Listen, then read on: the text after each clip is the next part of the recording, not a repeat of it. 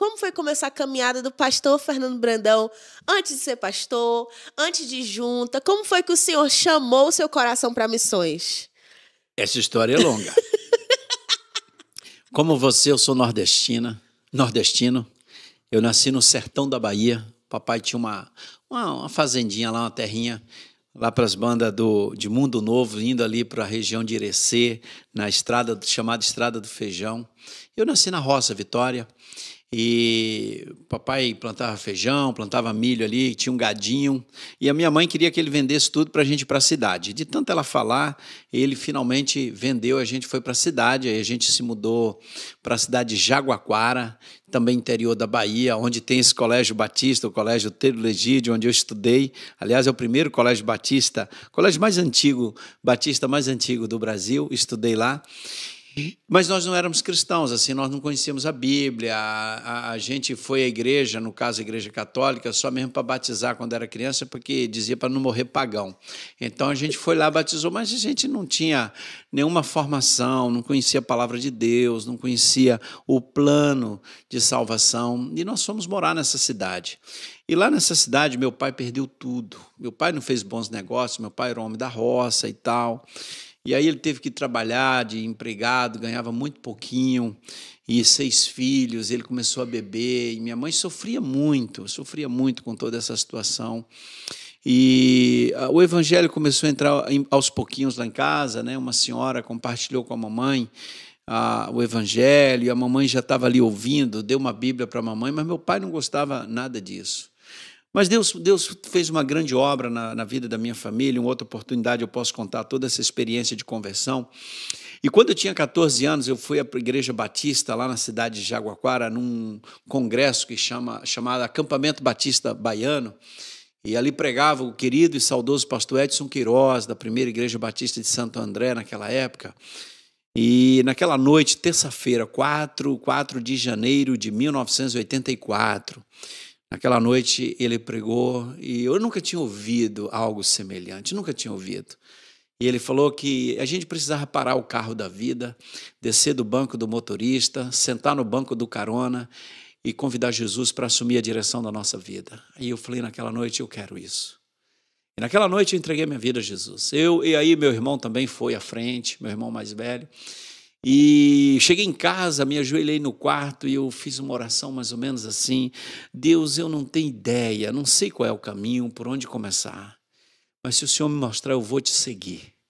Eu ganhei uma Bíblia naquela semana, naquele congresso, comecei a ler aquela Bíblia, meu pai não gostava de crente, e no mês de maio eu fui batizado, me tornei membro da Igreja Batista. E foi uma jornada assim de crescimento. Eu agradeço muito a Deus, a Igreja Batista lá em Jaguaquara, aquelas pessoas, os amigos, né, as classes, a escola bíblica dominical.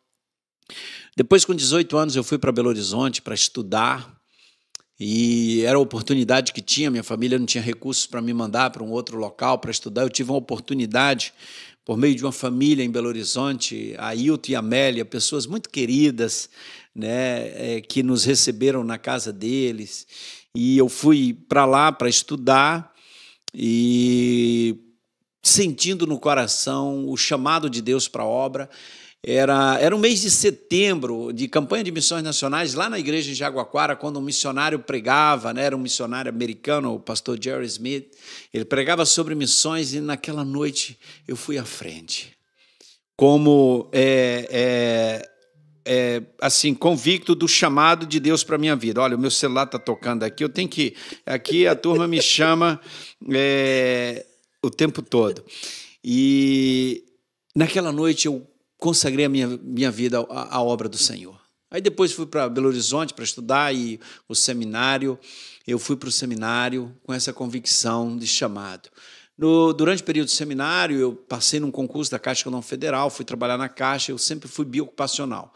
Terminou o seminário, fui ordenado pastor, consagrado pastor, e continuei também trabalhando na Caixa. Fiquei alguns anos como pastor da Igreja Batista Jardim América. Depois eu fui para Brasília, pela Caixa Federal, pastorear a segunda Igreja Batista do Plano Piloto lá. E aí eu já tinha aí uns quase 20 anos de Caixa Federal, ocupei várias funções, minha vida estabelecida, casado, 3 filhos em Brasília, com uma igreja, a segunda Igreja Batista, uma igreja muito querida, muito linda. Minha vida estabilizada, e assim, para aquele menino que nasceu no sertão da Bahia, morando em Brasília, assim, tendo um bom emprego, uma boa igreja, vivendo uma vida estabilizada. E aí, naquele momento, o Senhor me chama para missões. Deixar tudo, começar tudo de novo, para ser missionário aqui de missões nacionais, ser diretor de missões nacionais. Não foi fácil a decisão. A gente teve que renunciar a algumas coisas e entender o propósito de Deus para a nossa vida. E isso foi muito importante para a minha família, a minha esposa Márcia, as crianças, a Fernanda, a Ana Flávia, o Guilherme, todos nós entendemos o que Deus queria para a nossa família. Não era só para o Fernando Brandão, mas a esposa sabia que Deus tinha aquilo para ela e os filhos também. Então, não fui eu que fui chamado para missões nacionais, foi a minha família que foi chamada para vir para cá, para o Rio, e todos nós viemos com muita alegria. Tudo que a gente precisou renunciar para estar aqui, assim, valeu a pena. A gente foi Deus.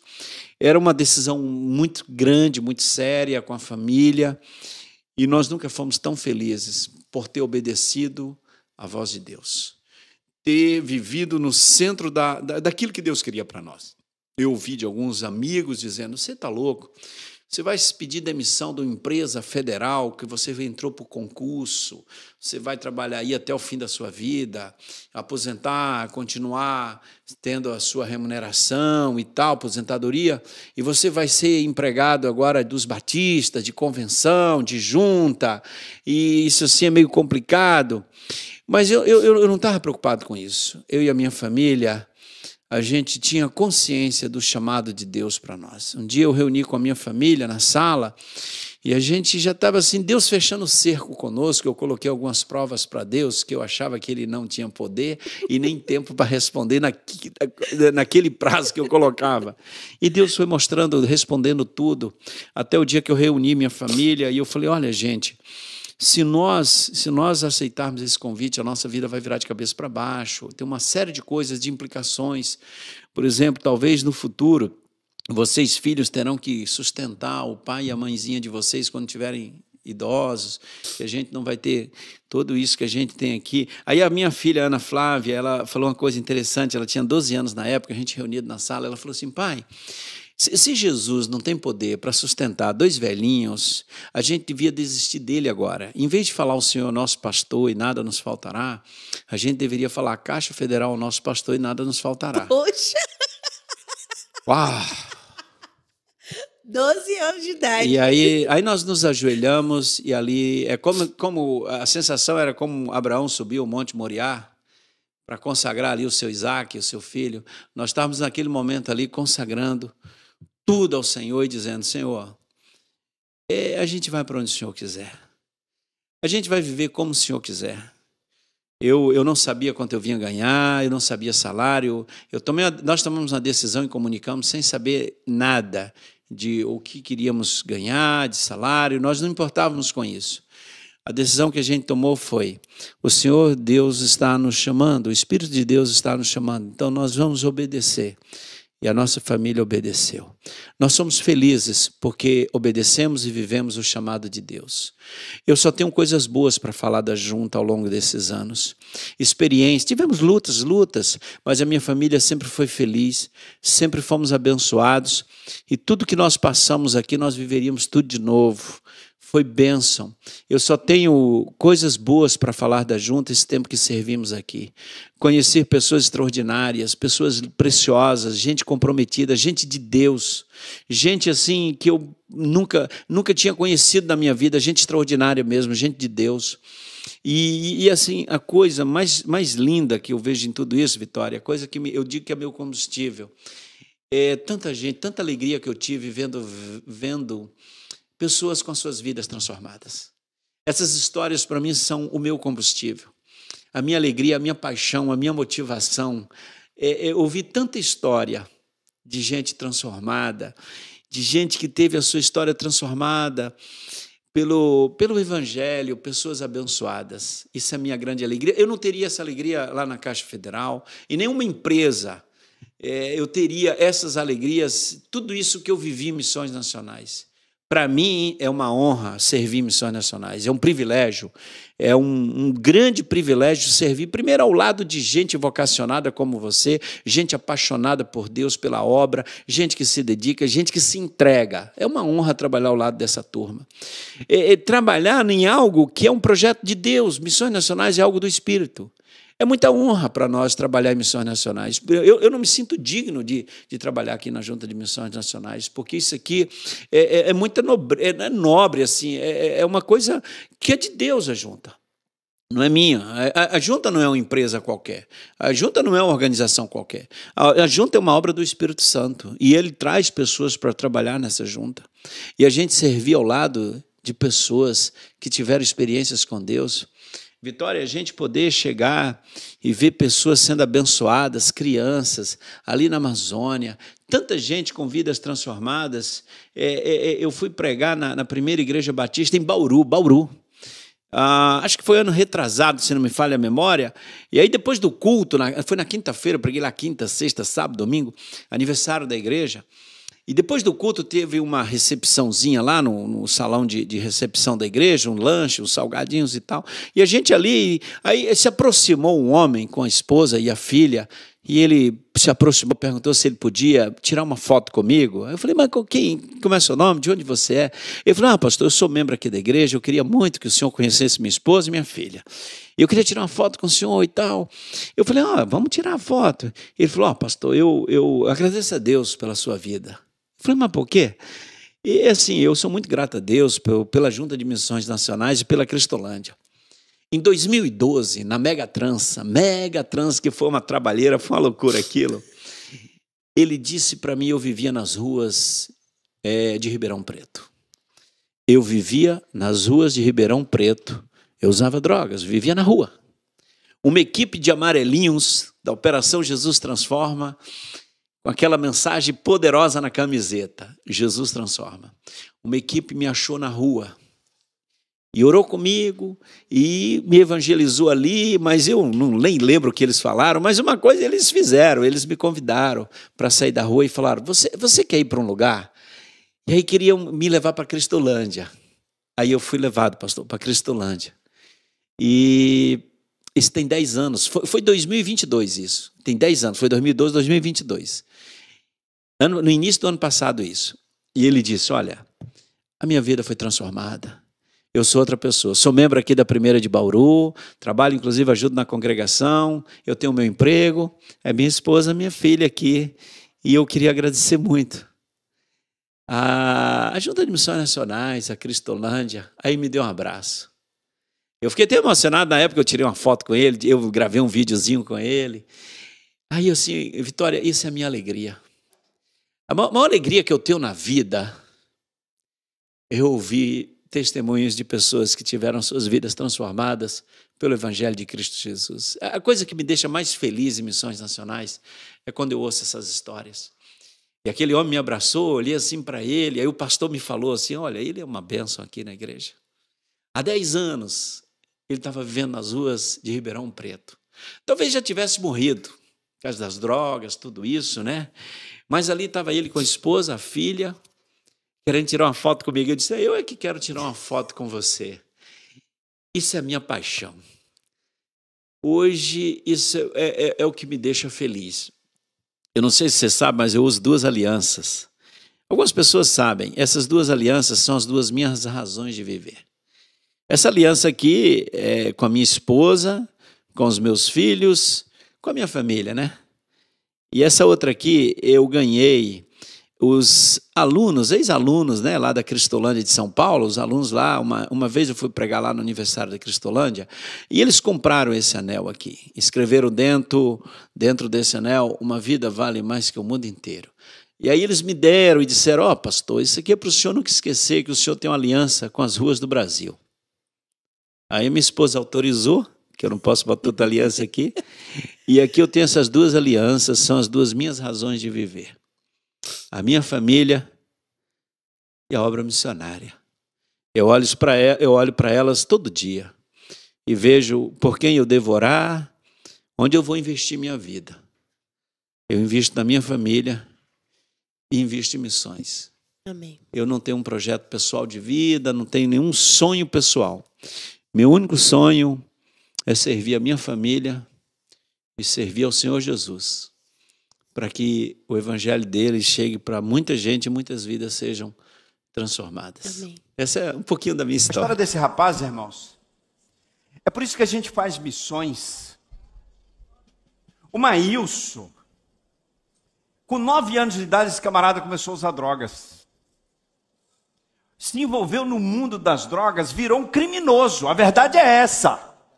Que era um criminoso. Um problema na rua e no bairro. E fugindo para não ser morto, ficou escondido dentro do mato, atrás de uma oficina. O dono da oficina, sabe o que ele fez? Ele fechava a oficina para ninguém roubar, ele deixava o rádio ligado dentro da oficina. Olha que confusão, Maria Helena. O dono da oficina, crente, deixava numa rádio evangélica o rádio ligado, ele fechava a oficina, deixava ligado, para que o pessoal pensasse, bom, tem gente lá dentro, não roubasse. E o Maílson estava escondido atrás da oficina, dentro do mato, com medo de morrer, porque era bandido. E aí o Maílson está lá escondido e ele começa a ouvir um programa, ouvir a palavra de Deus.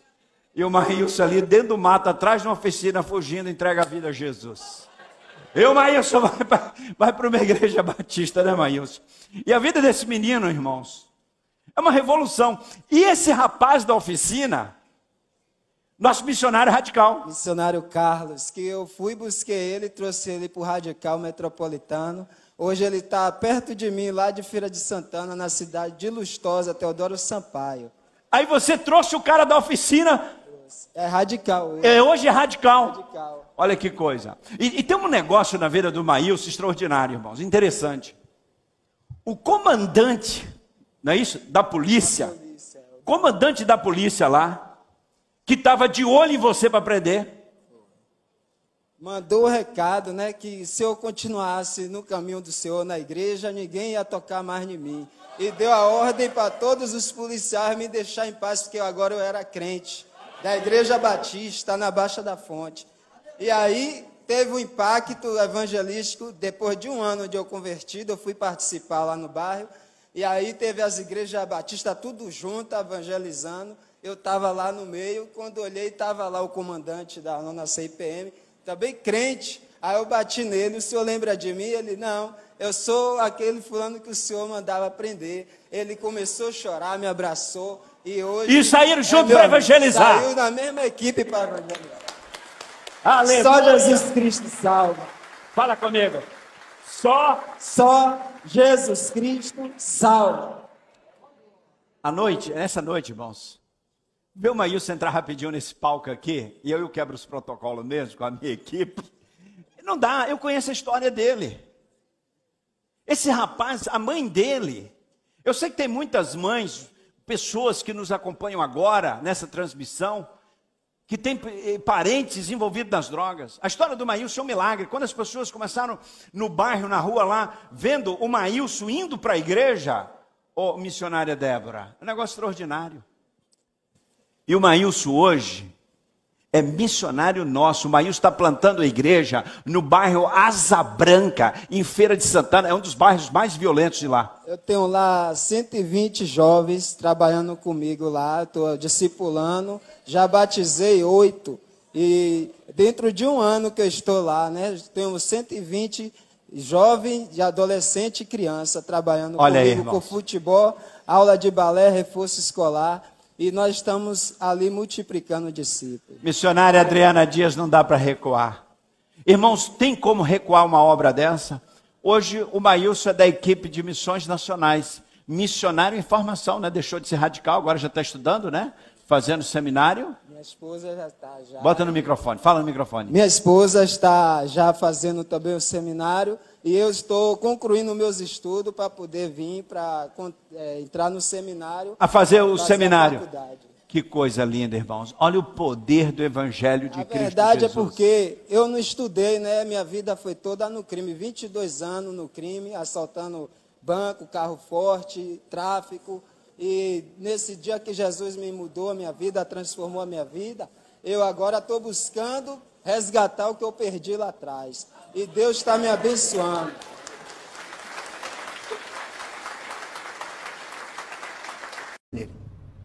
Não importa as circunstâncias que você está vivendo, coloque a sua confiança no Senhor.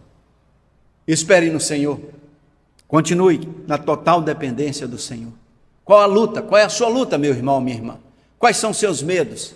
Quais são as suas inseguranças? O Senhor é a nossa segurança, a nossa rocha. Amém. Vocês estão animados? Eu estou animado, irmãos. E eu falo com a nossa equipe na Ju, nós vamos avançar e pregar o Evangelho. Estamos sonhando com 1000 radicais, 1000. Estamos com 550, quase 60 e queremos chegar em 1000. Queremos abrir novas frentes de trabalho e tantos desafios. E os recursos, não, Deus mandará os recursos, Deus levantará tudo, Deus está provendo tudo e Deus vai nos dar vitória. Ano passado, nossa equipe começou, deixa eu contar só essa, me dá mais 2 minutos, posso falar mais 2 minutos? Eu já tinha fechado a Bíblia e tal. Estão comigo? 2 minutos, quem dá 2 minutos, levanta a mão. Pronto, então 1, 2, 3, 4, aí se eu somar vai dar quase 40 minutos, já, tanta gente. Você está comigo, meu irmão? E você está firme no seu, você está animado? Firme na rocha? Amém.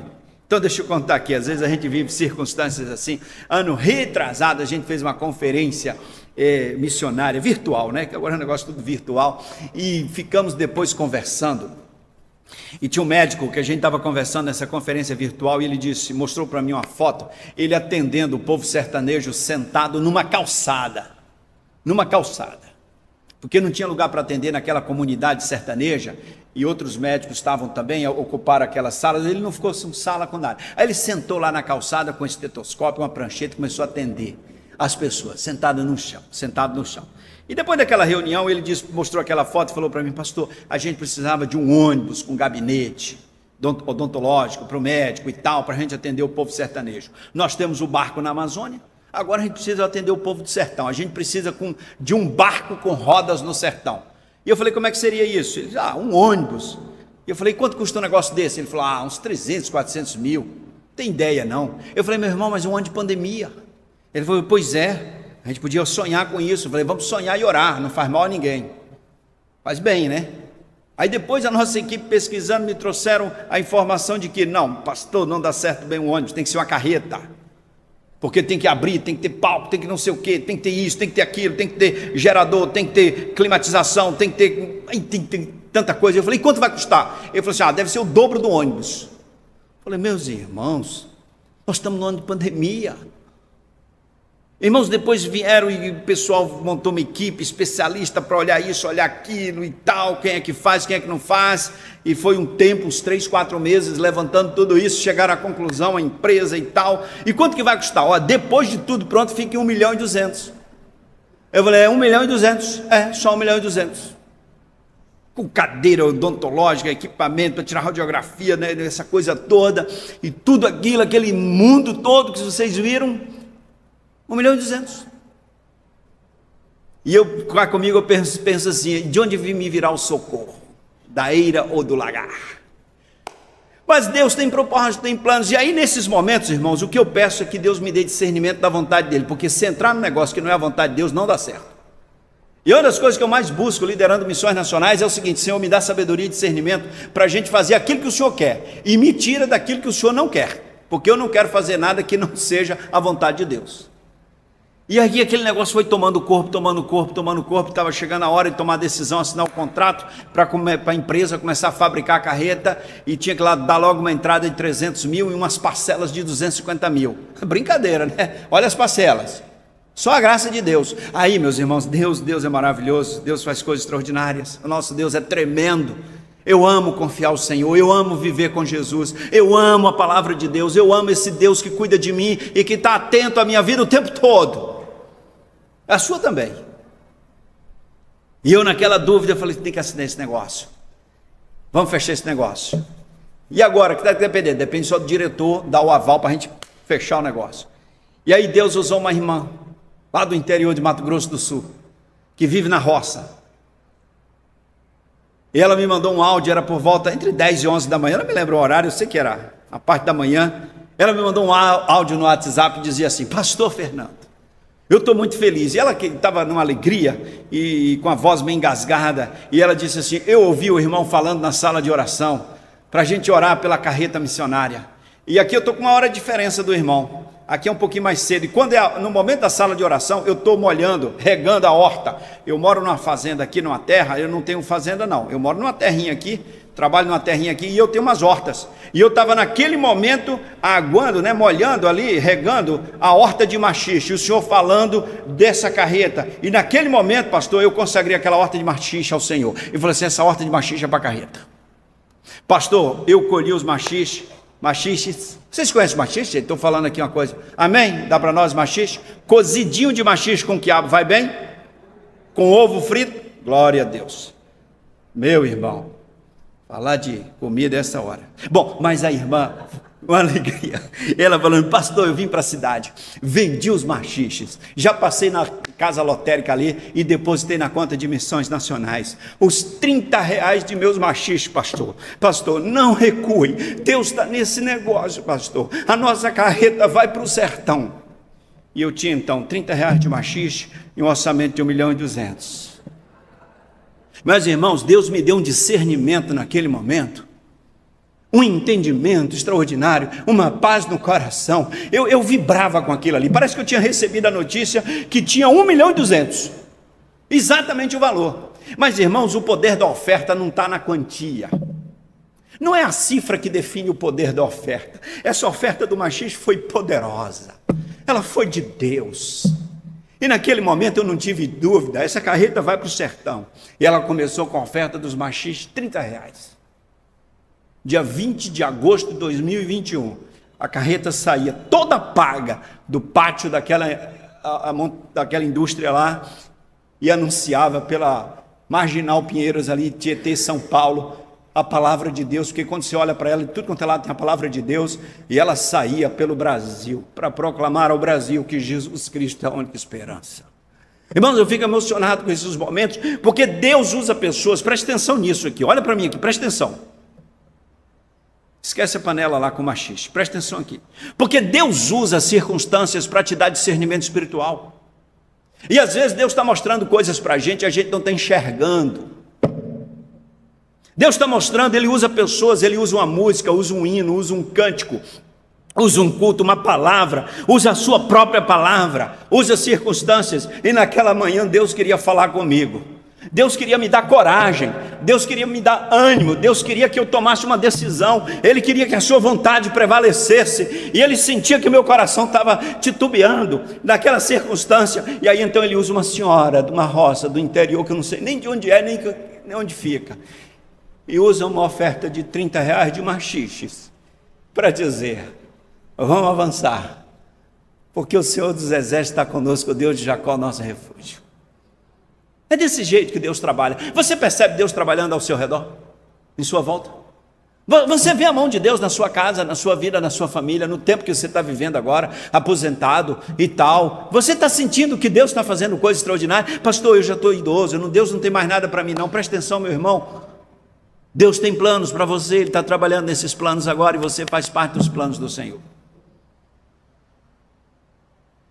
Faltava a última parcela da carreta, 250.000. Ah, Senhor Deus, da graça. Terça-feira, era para pagar sexta-feira essa última parcela da carreta. E eu tenho reunião com os gerentes lá toda terça-feira, 14, a tarde toda. A gente sempre trabalha em conjunto para tomar várias decisões e questões. E ia começar a reunião e nosso gerente administrativo falou assim para nós: olha, só quero lembrar que sexta tem que pagar 250.000. Falei: pô, meu irmão, já começou agora. No início da reunião, você já traz essas notícias assim para botar pressão na gente? Pois é, sexta-feira. Irmãos, 20 minutos depois que a reunião continuou, eu recebo um WhatsApp E um camarada me escreve assim: pastor Fernando, não sei se o senhor lembra de mim, mas o ano passado o senhor me encontrou aqui em Brasília e rapidamente o senhor me contou a história de um negócio de uma carreta. E depois eu não ouvi falar mais nada dessa carreta. O senhor desistiu do projeto? Como é que anda isso? Aí eu respondi para ele, falei: meu irmão, realmente eu não lembro de você. Agora a carreta, o projeto está todo vapor, está 1000 por hora, está quase pronta e tal. Ele falou: pois é, eu gostei tanto de ouvir daquela história da carreta, eu fiquei impressionado com aquilo tudo, pastor, e eu queria muito participar. E como é que eu faço para mandar uma oferta? Falei: meu irmão, dá aqui os números da conta. Eu mandei os números das contas da junta, né? As contas todas para ele. Aí ele falou: senhor, muito obrigado, amanhã eu vou fazer um depósito, uma oferta, 150 mil, tá bom? Eu falei assim: meu irmão, é o que Deus colocou no seu coração. Meus irmãos, aquela história da carreta começou com 30 reais de machixe, e Deus me pegou por aqui. Deus já pegou você por aqui? Eu não sei se já pegou. Deus me pega algumas vezes por aqui e me dá uma sacudida e fala assim: olha aqui, presta atenção.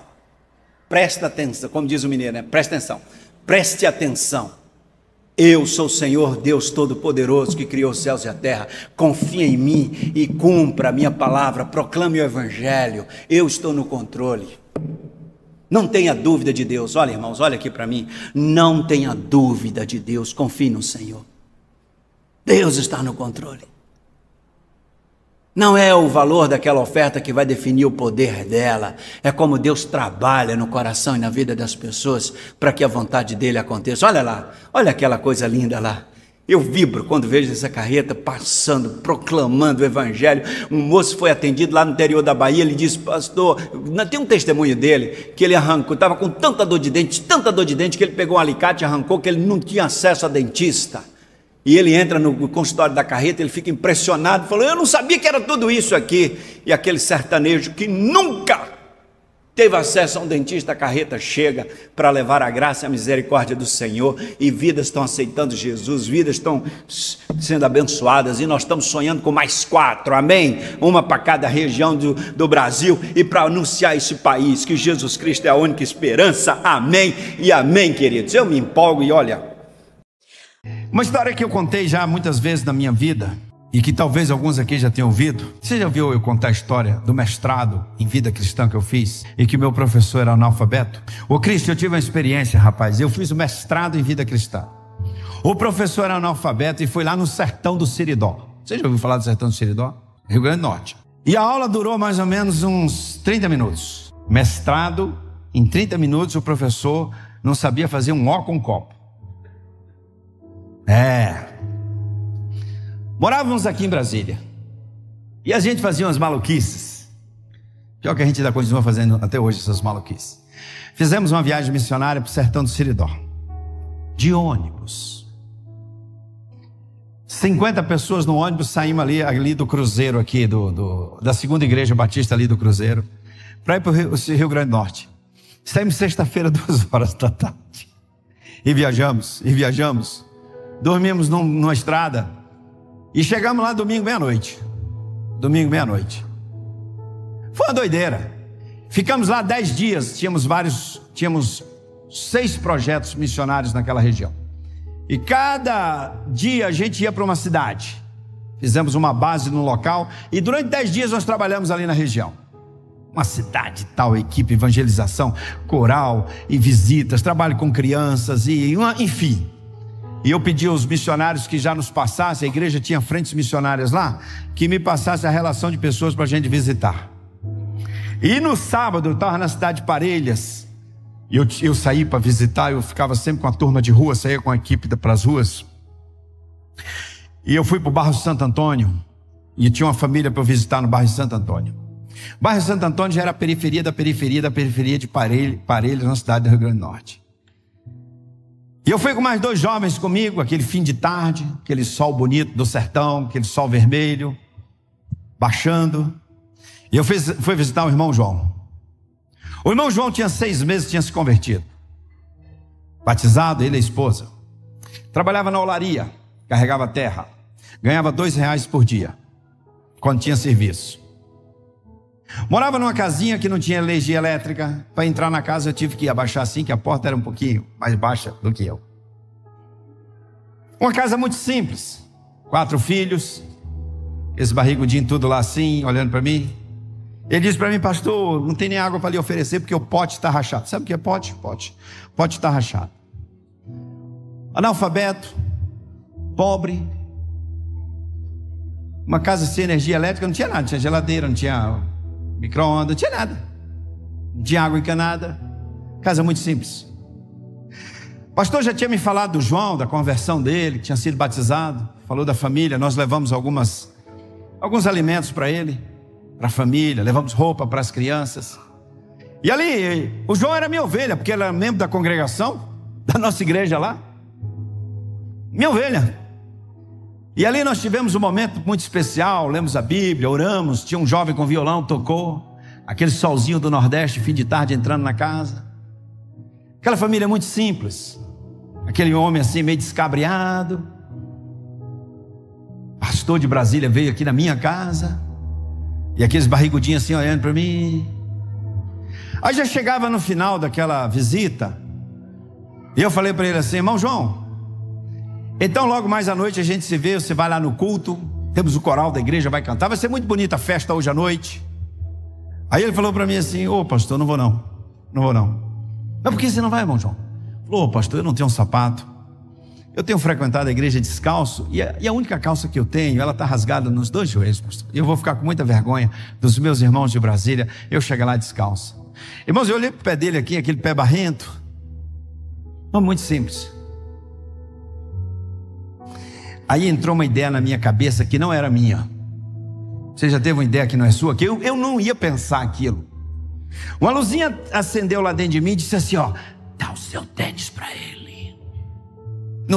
Eu não queria aquilo, não foi eu que pensei aquilo.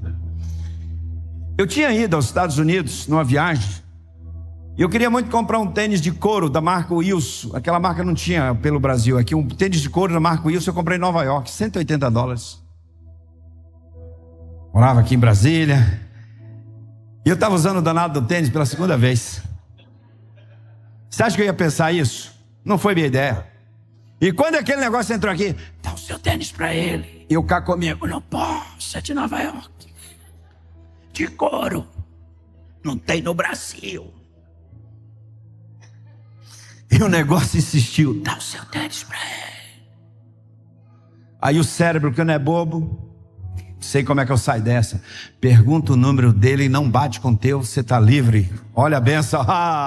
Deus é bom, meu irmão. Deus é bom, olha o livramento. Irmão João, que número você calça? Ele estava com a cabeça baixa assim, olhou para o pé, falou: o número, pastor, eu não sei, eu nunca calcei um sapato. Aí a luzinha lá: o número é igual ao seu, dá o seu tênis para ele. Deus me acuou naquele negócio. E eu não tive saída. Enfiei o dedo assim no pé. Falei: senhor João, toma esse tênis aqui. Você vai para o culto hoje com esse tênis, em nome de Jesus. Ainda não vê a aula não. Não, eu não estou contando isso para dizer que eu dei o tênis não, porque eu não fiz mais do que a minha obrigação. Aquele tênis no meu pé era pura vaidade. Eu tinha outros lá em casa, tinha sapato. E alguém, para se sentir bem, feliz da vida, se depender do sapato que calça ou da roupa que usa, da marca que é muita mediocridade. E eu, pastor, tinha uma ovelha na minha igreja que não tinha um sapato para ir na igreja. E eu com tantos lá em casa. Eu não fiz mais do que a minha obrigação. E Deus ainda pegou o melhor. O de Nova York. Dei pro João. Naquela noite, um irmão, a gente estava em outra cidade, a base nossa. Aí o irmão comprou uma sandália havaiana. Naquela noite eu dirigi o culto de sandália havaiana. O irmão tirou a foto dos meus pés com essa sandália havaiana pregando lá no Siridó. Naquela noite, mas ainda não foi a aula de mestrado. A aula de mestrado veio depois desse fato. Porque naquele momento eu fiquei pensando assim: cara analfabeto,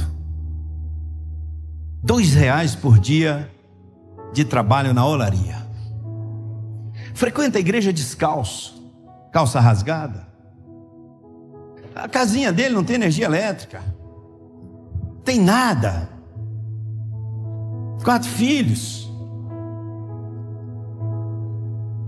aquele sol fim de tarde entrando. E aí eu perguntei para ele: irmão João, você é feliz? Irmãos, aquele homem estava com a cabeça baixa, descabriado até aquele momento assim. Ele levantou os olhos, olhou no meu rosto, e aí aquele sol refletia no rosto daquele homem. E ele olhou bem dentro dos meus olhos e disse assim: ô pastor, eu sou o homem mais feliz da face da terra. Porque desde que eu aceitei Jesus, eu e minha esposa, Jesus veio morar aqui em casa com a gente, com as crianças. Ô pastor, a gente é muito feliz. Pastor, eu nunca comi uma pizza, pastor, mas eu já comi o pão da vida. Eu nunca tomei uma Coca-Cola, pastor, mas eu já bebi da água da vida. Eu nunca pisei num shopping, num lugar bacana, mas eu já pisei no Santo dos Santos.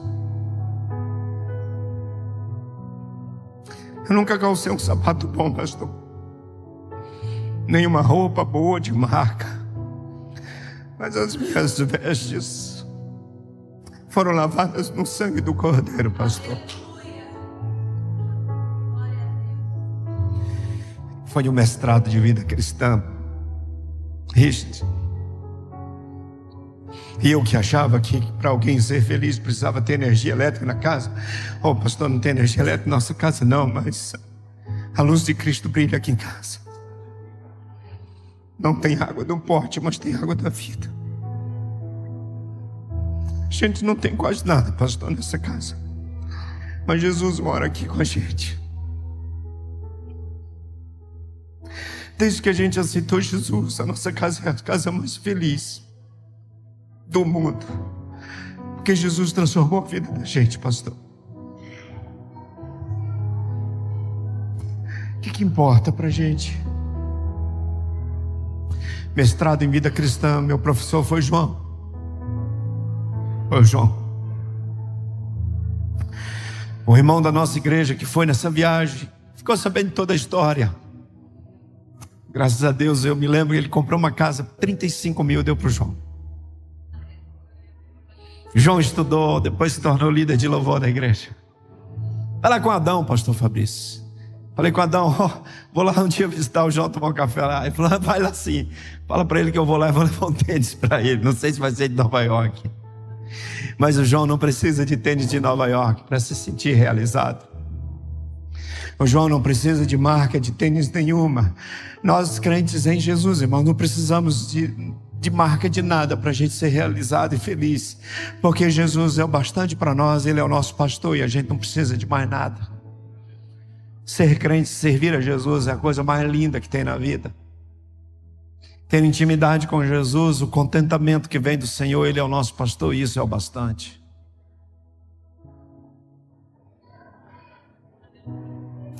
Pastor, eu sou feliz, o mais feliz da face da terra. Você é feliz? O que faz você feliz? O que você veste? O que você calça? Onde você mora? O carro que você tem? E quando não tiver nada disso, você ainda é capaz de ser feliz? Eu sou feliz porque eu sou de Jesus.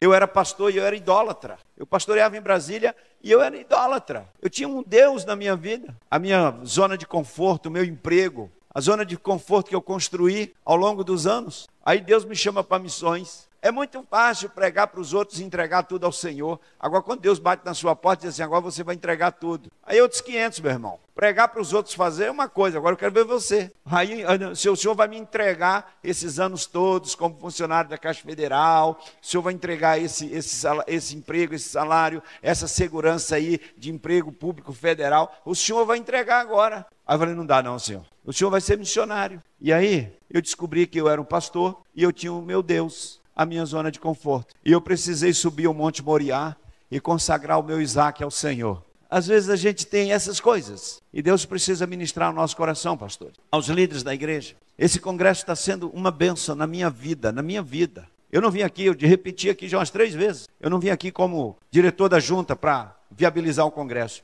Eu vim aqui porque eu queria ouvir Deus, e Deus ministrou na minha vida tremendamente, pastor. Nessa manhã, então, por meio de você, foi tremendo para mim. Olha, são muitas realmente as experiências. E a primeira grande experiência que eu tive é a experiência de conversão.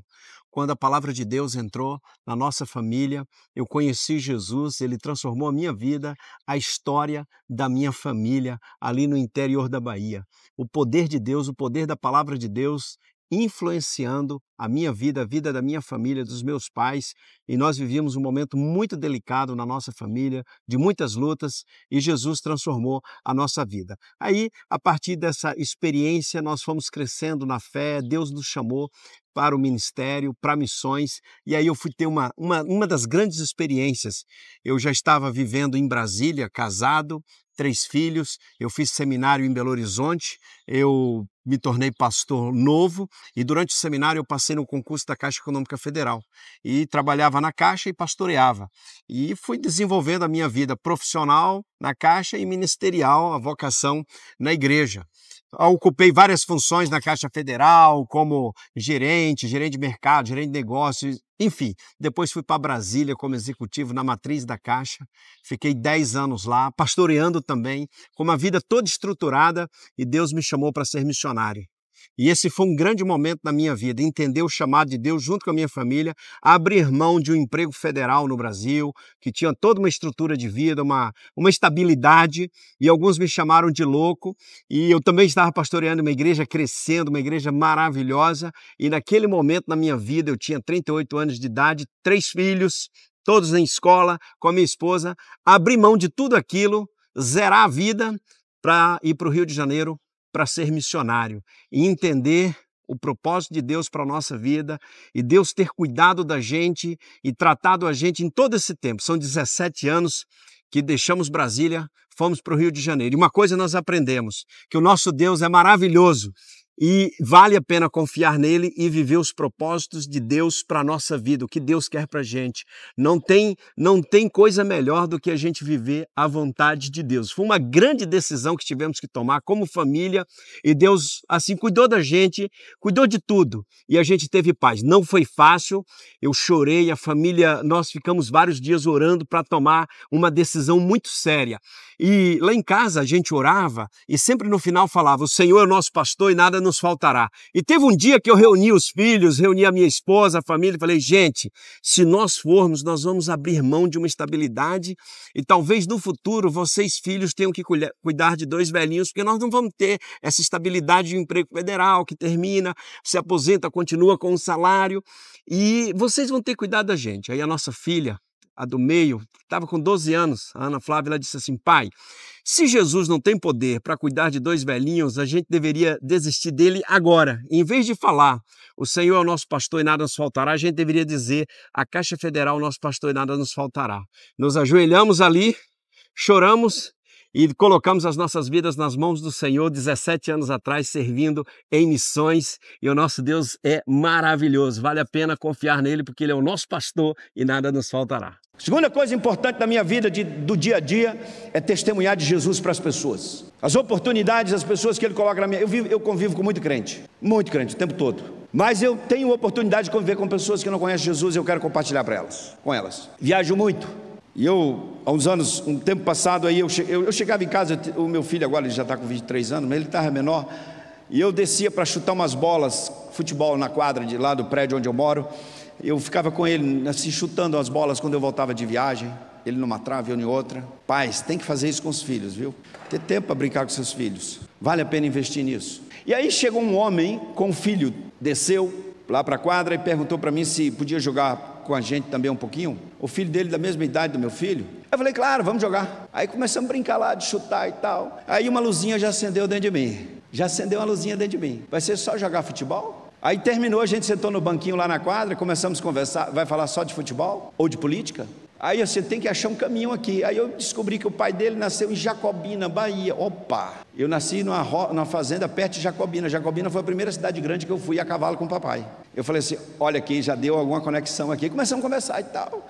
Aí descobri que ele era médico. Aí ele perguntou para mim o que eu fazia. Eu falei, sou missionário, sou pastor e tal. Aí eu fui explicar tudo e tal. É complicado, né? Você explicar para um cara o que é ser missionário. Aí ficamos ali, conversamos bastante. Aí eu falei, olha, temos tanta afinidade, vamos uma hora dessa tomar um café lá em casa. Aí ele foi com a esposa, um dia lá em casa, tomar um café. Aí minha esposa mineira fez o pão de queijo. Você gosta de pão de queijo? E a minha esposa faz pão de queijo com aquele queijo de canastra, lá de Minas, fica maravilhoso. Aí antes de tomar o café eu disse para ele assim, olha meu amigo, aqui em casa e tal, eu gosto de orar antes do café. Aí ele falou, claro, você está na sua casa. Aí eu orei. Aí aquela oração que você já põe até uns versículos ali, obrigado Senhor por ter enviado Cristo Jesus para nos salvar. Você já sabe fazer uma oração evangelística.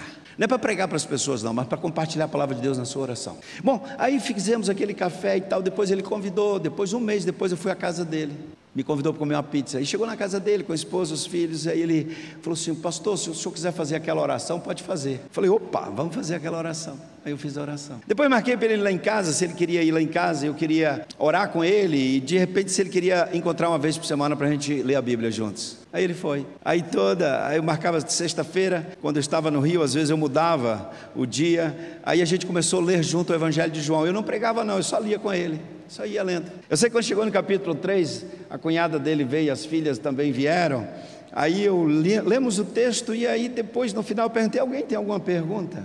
Quer falar alguma coisa? E ela tinha ficado caladinha o tempo todo, aí ela só levantou a mãozinha assim e disse assim, pastor, eu queria nascer de novo. Como é que eu faço para nascer de novo? Aí as meninas delas, adolescentes, falaram, nós também queremos nascer de novo, pastor, o que a gente faz? Aí pronto, aí eu já fiquei até emocionado, até lágrima veio no olho, aí naquela noite foi uma noite de salvação. Resumindo, ele e a esposa são membros da mesma igreja que eu. Ele já foi em viagem missionária. Um dia, a primeira viagem missionária que eu levei esse médico para a Amazônia comigo, ele atendeu tanta gente lá, terminou já umas 9 da noite os atendimentos, aí estava tendo o culto, e aí ele perguntou, posso dar uma palavra, pastor? Eu falei, olha, está quase terminando o culto. Aí o pastor Samuel estava dirigindo, eu fui lá, pensei, Samuel, dá uma oportunidade aqui, aí deu o microfone para ele, aí ele pegou o microfone e começou a testemunhar de Jesus, irmãos, foi uma coisa linda. E aí perguntou, alguém não quer aceitar Jesus aqui?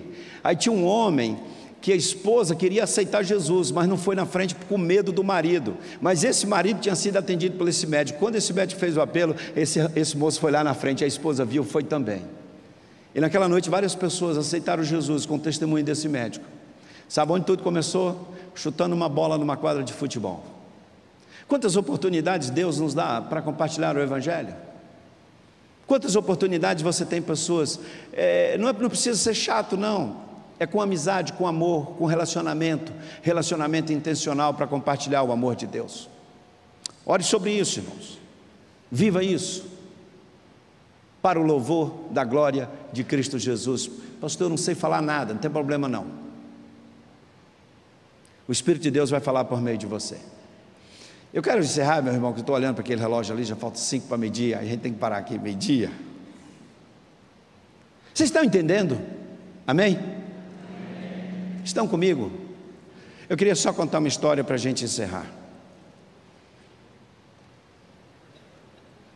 Queria que você orasse muito nessa campanha, Deus levantar mais trabalhadores, e também coloque sua vida diante do Senhor, invista com amor, com discernimento espiritual, oferte mesmo, com alegria. Se não for, não faça não, faça não, faça não. Eu falei para minha esposa assim, nós vamos ofertar um pneu dessa carreta, um pneu.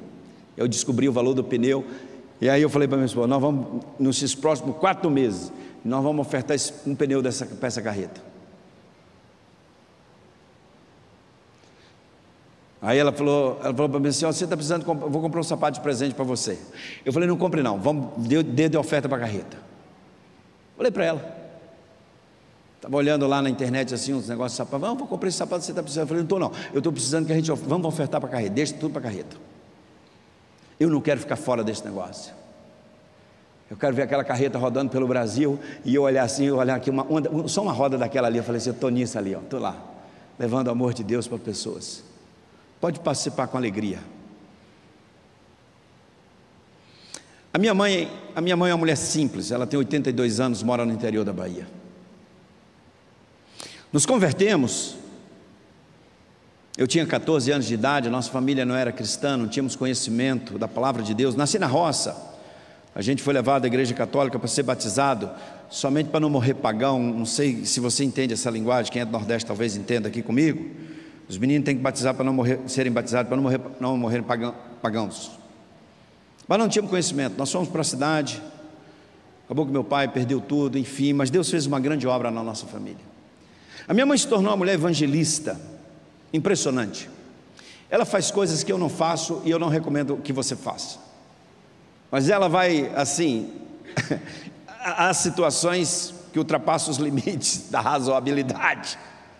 A minha cidade é no interior da Bahia e é uma cidade que no mês de junho tem umas festas juninas lá e muita gente vai para lá. A cidade lota. Não tem infraestrutura, nem hotéis, pousadas para todo mundo. Tem pessoas que cedem suas casas, alugam, outras ficam dormindo dentro dos carros na rua. E a cidade fica cheia de gente, pelas festas juninas. Minha mãe e meu pai morando sozinhos naquela casa, uma casa grande, 4 quartos. Até hoje a minha mãe mora sozinha nessa casa, meu pai já faleceu. E minha mãe estava numa época dessas de festa junina, na porta de casa. Chegaram 3 caras num carro. E perguntaram para ela assim: minha senhora, a senhora vende um banho para nós? Ela falou assim: um banho? Vender um banho? O senhor viu alguma placa de vende banho nessa casa aqui? Não vende banho aqui não, moço? Falou: não, minha senhora, é o seguinte, nós viemos para a festa junina aqui e dormimos no carro, e não tem um lugar para a gente tomar um banho, a gente queria tomar um banho para ir para a festa, porque vai ter outra festa no clube e a gente vai ficar para a festa no clube. Aí a minha mãe falou: não, tá bom, pode vir tomar o banho de vocês aqui.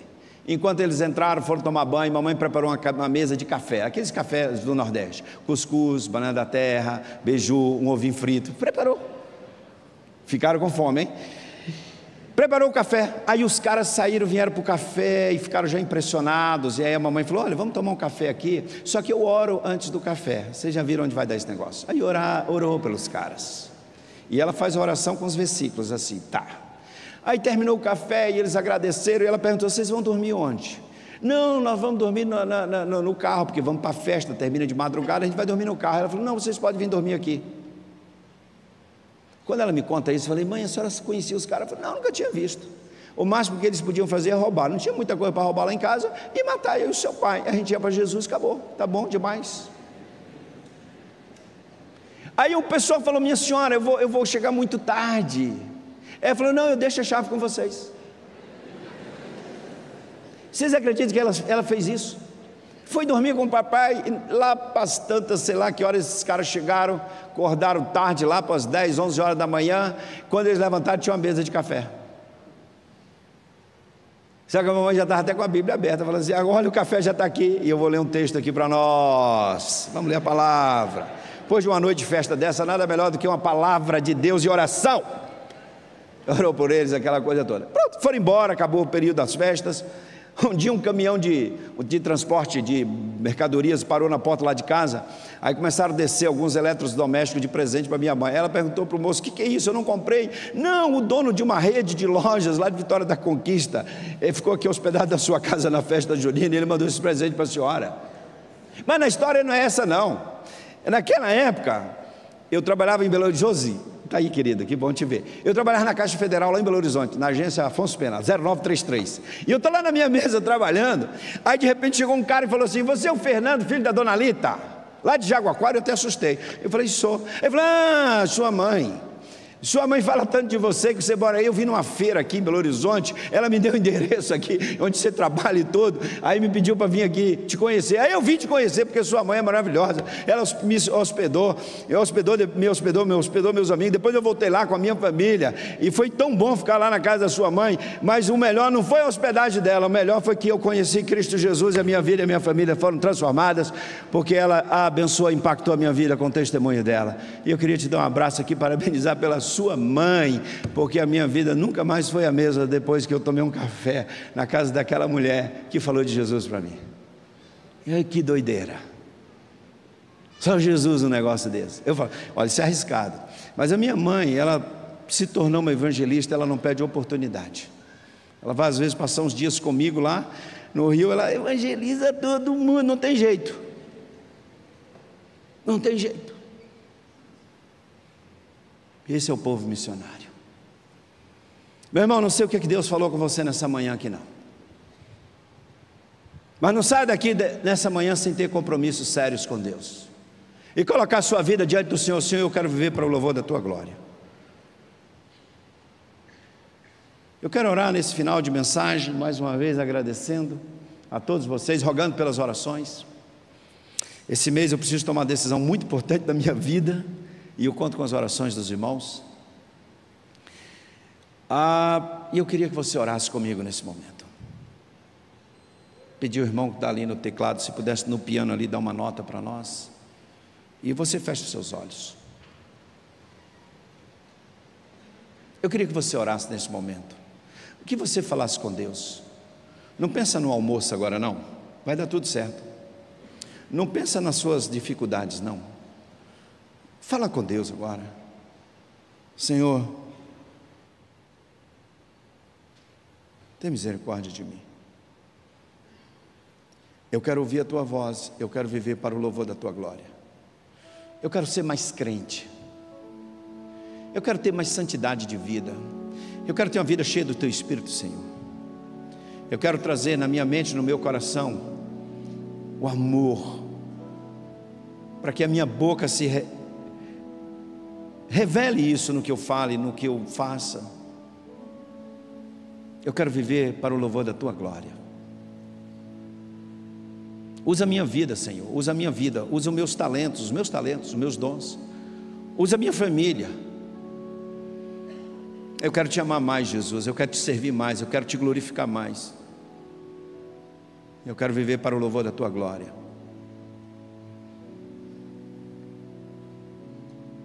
Ó Deus, eu quero te pedir, levanta entre nós vocacionados para a obra do Senhor.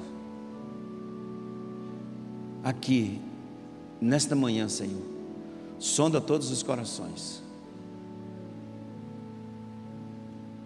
A igreja continua em oração, e eu quero só perguntar se tem pessoas nessa igreja que tem um chamado missionário. Pastor, eu tenho um chamado missionário. Pode ser um chamado missionário para você ir, largar tudo, ou um chamado missionário, não, eu vou continuar exercendo a minha atividade, mas eu sinto que eu tenho que trabalhar mais, eu tenho um chamado missionário para servir de alguma forma. Quantas pessoas têm esse chamado aqui? Levante sua mão. Pastor, eu tenho um chamado missionário e eu vou obedecer. Só quem tem um chamado missionário levanta a mão e vai obedecer. Se não vai obedecer, não levanta também não. Pastor, eu tenho um chamado, mas não vou não. Eu vou continuar com a minha vida. Agora, eu sinto que eu tenho um chamado missionário. Eu quero orar com você aqui na frente. Se você puder sair do seu lugar e vir para eu orar com você, eu quero fazer uma oração com você. Eu quero colocar a sua vida diante do Senhor. Eu quero pedir 3 coisas ao Senhor por você. Eu tenho um chamado missionário e eu quero obedecer. Você vai sair do seu lugar, você vai vir, você vai colocar a sua vida aqui para a gente orar. Alguns Deus vai levar definitivamente para algum lugar. Outros Deus vai permitir que continue onde está, mas servindo de alguma forma. E você vai colocar a sua vida aqui, dizendo: eu tenho um compromisso com a vocação missionária. Eu sou um vocacionado para missões. Nem todo mundo tem isso. E não é pecado não é vergonha não ter não. Não, pastor, eu não tenho chamado. Se não tem, não vem não, porque não aguenta, não dá. Porque o negócio é intenso, é batalha mesmo. Agora, se Deus chamou você, pode chegar mais pertinho de mim aqui, gente, por favor, sobe até aqui para ficar pertinho. Pode vir mais pertinho de mim. Quero orar com você, vocação.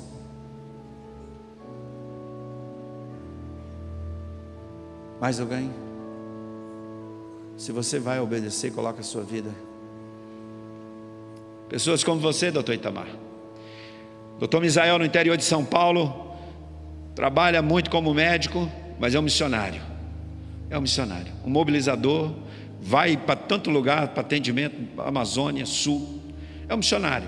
Ele fala para mim: pastor, eu tenho meus empregos aqui como médico, mas o que me faz feliz mesmo é servir a Jesus, é no campo missionário. Você que é um advogado, um profissional na área de pedagogia, funcionário público, tanta coisa você pode servir no reino. Se você tem um chamado, Deus está te chamando, vem cá para a gente orar. Eu vou pedir 3 coisas sobre você. Eu creio na oração, irmãos. E o que eu orar aqui em nome de Jesus há de acontecer na vida dos que estão aqui na frente. Talvez você esteja precisando de um milagre. Talvez você, meu irmão, minha irmã, está passando um momento na sua vida que ninguém pode resolver. Eu quero orar por você. Você fica de pé no seu lugar que eu quero orar por você também em seguida. Pastor, eu estou vivendo um momento na minha vida, na minha família, que só Deus, só um milagre, ninguém pode resolver. Se você está precisando de um milagre, fica de pé. Não é pouca coisa não, se for pouca coisa não fica não, porque eu quero orar só por pessoas que estão igual aquela mulher em Cafarnaum, que saiu de casa dizendo, hoje eu tenho que tocar em Jesus. Porque ninguém resolveu isso em 12 anos. Como aquele cego lá em Jericó, Jesus, filho de Davi, tem misericórdia de mim, porque ninguém na face da terra pode resolver o meu problema, só o Senhor. Se você está nessa condição, você fica de pé que eu vou orar em seguida por você.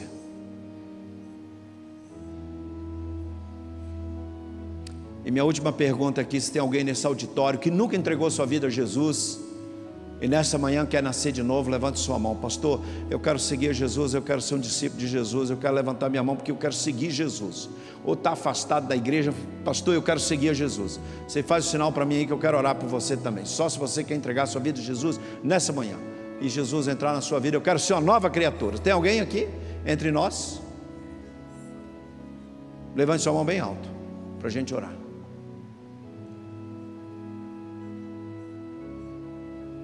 Vamos orar, queridos. Senhor nosso Deus e maravilhoso Pai, essas pessoas vieram aqui à frente não por mim, mas pelo Senhor. O Senhor conhece o coração delas, e eu quero agradecer por todas elas. E sobre a vida delas eu quero suplicar em nome de Jesus, Pai, 3 coisas. Primeiro, que elas tenham porção dobrada da Tua graça. Porção dobrada da Tua graça, Deus. Que traga sabedoria, discernimento, entendimento espiritual, conhecimento daquilo que o Senhor quer para elas e do que o Senhor quer fazer com elas. Segunda coisa, que elas sejam cheias do Teu Espírito Santo, com unção espiritual, para serem usadas com autoridade e poder pelo Teu Espírito. Enche-as com Teu Espírito, ó Pai. Que transborde da Tua graça e do Teu Espírito sobre elas, e que elas consigam entender cada passo, cada etapa que o Senhor as levará, que elas não tenham dúvida, não tenham medo, e que essa unção traga fé, coragem e perseverança. Elas precisam disso, Pai, porque na missão não tem como sem a coragem do Senhor, sem a autoridade espiritual que vem do Senhor. Ó Deus, fortalece, abençoe-as com saúde, ânimo, alegria, e abre oportunidades para elas. Terceira coisa, Senhor, que por meio delas milhares de pessoas sejam abençoadas e conheçam Cristo Jesus como Senhor e Salvador. Milhares sejam abençoadas com a Tua compaixão e a Tua graça. Em nome de Jesus, ó Pai, eu oro por elas, e que o Teu Espírito seja com elas em todos os momentos, em tudo que elas forem fazer. Pai, eu quero rogar também por todos que estão de pé nesse momento. Ficaram de pé, Senhor, porque tem algum motivo. E eles estão de pé não é porque acreditam e confiam em mim, eles confiam no Senhor. Eles estão invocando o Teu nome nesta manhã, vivendo lutas, angústias, perplexidades, medos, pessoas enfermas, enfrentando determinados problemas que ninguém consegue resolver. E elas vieram hoje Te adorar, e estão de pé porque elas não confiam em nenhum ser neste universo, só no Senhor. Elas não colocam a fé em nenhum outro ser, mas no Deus Criador dos céus e da terra, o Deus de Abraão, Deus de Jacó, o Deus que nos amou e enviou o Seu Filho. Pai, elas colocam agora a sua fé no Senhor, e eu peço por elas, rogo por elas, opera um milagre, Senhor. Cura quem precisa ser curado em nome de Jesus. Restaura, liberta, traz paz, ó Deus. Cura a angústia, o medo, a perplexidade, o temor do amanhã, do futuro. Traz paz ao coração, traz alegria do Senhor. Faz uma visitação, Senhor, e opera um milagre na vida dessas pessoas, seja nas suas próprias vidas ou na vida de algum familiar.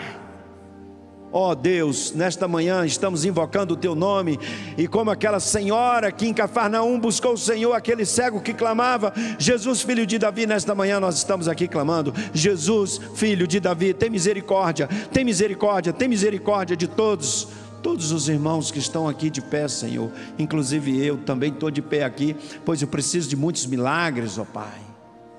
Ó Deus, de bondade e misericórdia, opera um milagre na vida de todos os teus servos nesta manhã, e nós daremos louvores, glórias ao Senhor, testemunharemos, reconheceremos publicamente que foi o Senhor que fez, e o teu nome será glorificado e proclamado. Ó Deus, glorifica o teu nome na vida de todos esses irmãos que estão de pé. Glorifica o teu nome na vida de todos esses que estão te buscando pela fé, em busca de um milagre. Obrigado por esta igreja, Senhor, pelos irmãos que estão aqui nesta manhã. Continue nos usando, abençoando, ó Deus, o ministério do pastor Davi, toda a sua equipe ministerial. Abençoe esta campanha, renove o nosso ânimo, a nossa alegria, e aviva o teu povo, Senhor, para proclamar o evangelho, para evangelizar, discipular. Aviva o teu povo, Senhor, para fazer a tua obra com alegria, em nome de Jesus. Amém e amém. Deus os abençoe. Podeis assentar.